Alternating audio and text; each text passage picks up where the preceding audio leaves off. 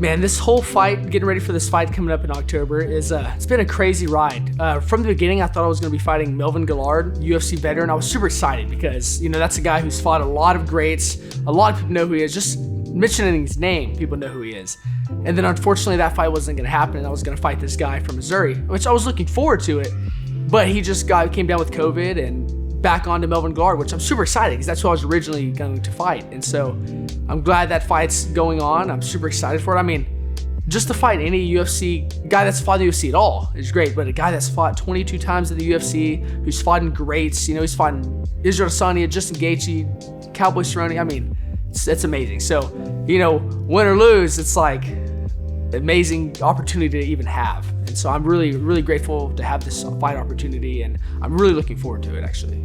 Yeah, it's pretty funny. So, yeah, Melvin took that fight a month before this one, and we didn't know if he's going to be able to, but he took that fight, he won, and then everywhere I'm seeing on the news, I'm getting updates on my phone, I'm seeing it everywhere, that he retired.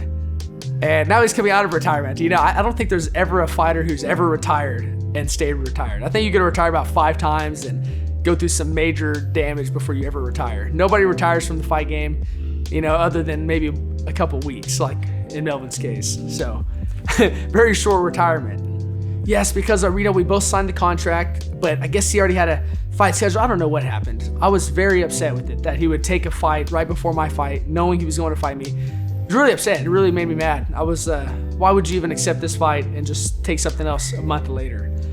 But, I guess it all worked out in the end. We're still going to get the fight, so no harm, no foul. Yeah, it's crazy, man. You never know. I had a lot of teammates that were supposed to fight on this card, and, a lot of them had injuries, and it's very unfortunate. The fight game has no favor. It's very unfortunate, and it's unforgiving. Anything could happen anytime, and it's sad. I had a lot of hope and excitement for my teammates that were going to be fighting, and right now it's just me and my other teammate Lane Jones on this card, and looking forward to my fight and looking forward to his. Can't wait. Well, I mean, it's unfortunate that my teammates got injured, but I mean, that's just what happens when you train with me. You never know what's going to happen when you get into these arms, No, but seriously, there's nothing you can do to prevent from being injured. It's just, you got to train smart. I know some guys that, maybe do a little too much they shouldn't, but in the end, accidents happen, and that's why they call them accidents. There's nothing you could prepare to stop a tragedy, and that's what those were. And hopefully they'll be good in a couple months to fight, but we'll see.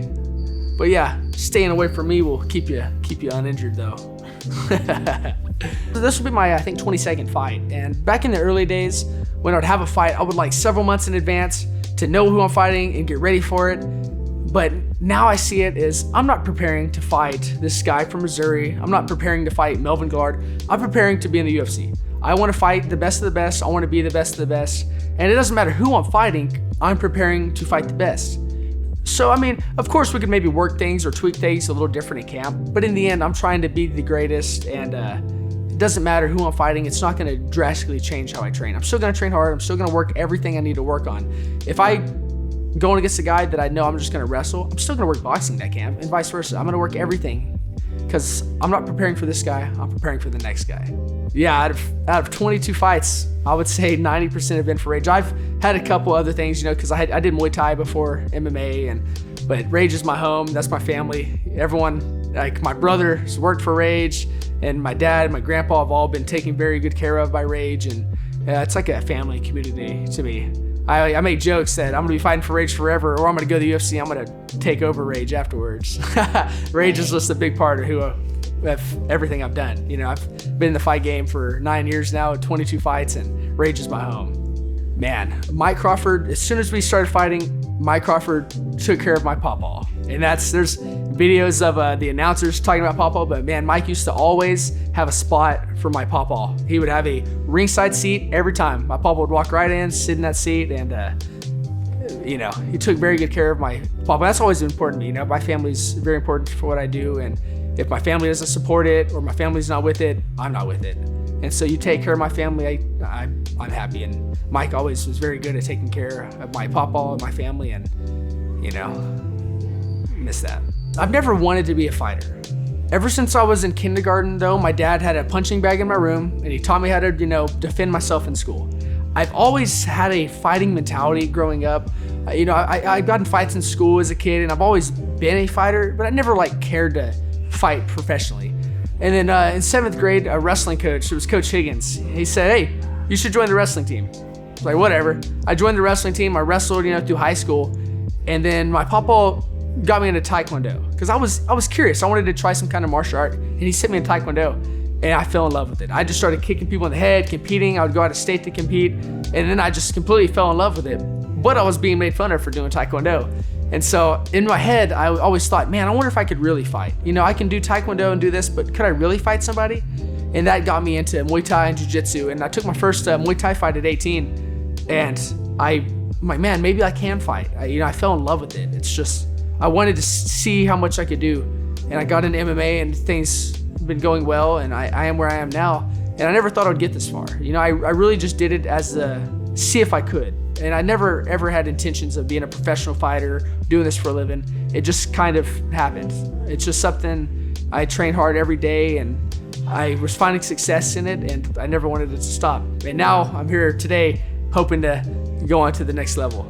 I don't see fighting as an anger, emotional thing. It's a sport, it's a job. There's a lot of emotion behind it, especially training and in the ring. But I don't have to dislike somebody to fight them. There's been a lot of cases where I've had to, either working security or I've had to wrestle people, and I'm not mad at the guy. I just have to just control them. And it has nothing to do with emotions. That being said, it's very emotional getting in front of people and fighting somebody. But I don't have to be angry. I'm the cheese. I'm a very, joking guy in the gym. Everyone I train with, they know I play around, joke, but I train seriously. And I don't believe that they have to be separate. Enjoying what you do, being happy, doesn't mean you can't be a fighter. You can have a good time and still beat people up. The whole reason I did this anyways, the best part of fighting is to see if you can. And there's a lot of doubt that comes from fighting. And there's many times where I felt self-doubt, but getting in there and winning, losing just proves you can. And there's a saying I really love, and it's, value is not found in the outcome. It is found in the valiance of the attempt. I am not valuable because I win or lose. I am valuable because I try hard and I do what's hard regardless of the outcome. And I like to think about that. I train hard, I try hard, I get out there and man, I put the effort in, and that's what I want to be judged for.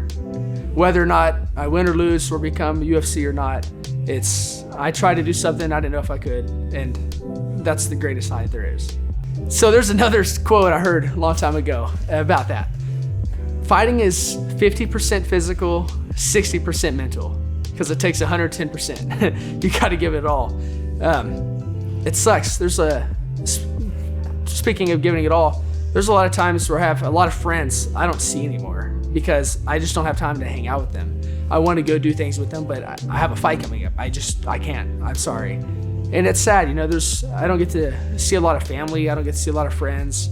I don't get to do things I really want to do. And my life is very bland and, almost seems meaningless because I spend all my time training. And I just hope it's not for nothing. I put all this, I sacrifice so much, and I hope that the sacrifice is not in vain. And it's hard. So right now since I'm cutting weight, I've been drinking a lot of 0-calorie sodas, and I've been drinking mug root beer, 0 calorie. And it's not the same, but it just, it's a little sweet. It can, get me there. And what I'll do is I like to freeze it, and you turn it into a slushy. And so you get to have a little 0-calorie root beer icy. It's really good. That's probably one of my go-tos. Now you still feel like crap, but man, you can convince yourself it's delicious. Man, there's something David Goggins just talks about, and it's if you need motivation, you're in the wrong. It's not about motivation. It's about you have to just want it. You just have to desire it. You got to have it in your heart. People can become motivated watching a movie or watching a fight on YouTube, but are they going to get in there when they're not motivated is the real question. And really, it just takes hard work and effort. And nothing. You could have somebody very skillful or very gifted, but the person that works harder is going to win every time. Yeah, I'd like to mention my sponsors. Man, I want a huge shout out to MHM Roofing and Brian Mashburn. They've been a great supporter of me, and they've done so much for me this fight camp and every fight camp. And man, I couldn't do it without them. They help me afford everything I do training wise. And then of course my gym, American Elite, and all my teammates here who beat me up and push me every day. And then my family, greatest supporter of all, even though they drive me crazy sometimes, you know. They're always there, they always support me, and couldn't do it without them. And Kimber for putting up with my family. Because I know, man, that's got to be hard. Because I know how it is talking to my dad, and he's on my side. So that's the hunt management firm right there. Hey guys, make sure you come out to Rage in the Cage 106 at the Pioneer Event Center in Weatherford, Oklahoma. It'll be October 18th. Make sure you come watch the fights. My name is Zevan Hunt. Make sure you get the tickets from me at stubwire.com.